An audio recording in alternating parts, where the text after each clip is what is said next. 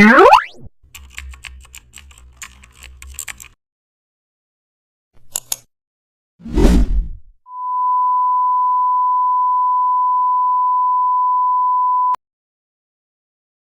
back to the channel. Don't forget to like, share and subscribe for more update. Today we are explore hanging price tag with hole using custom shape.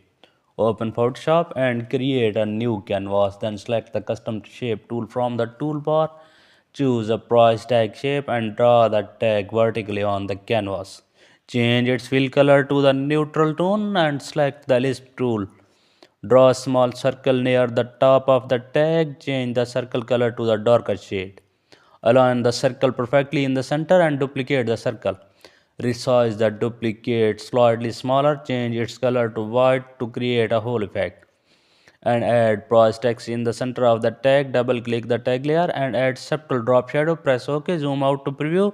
Hanging tag looks realistic.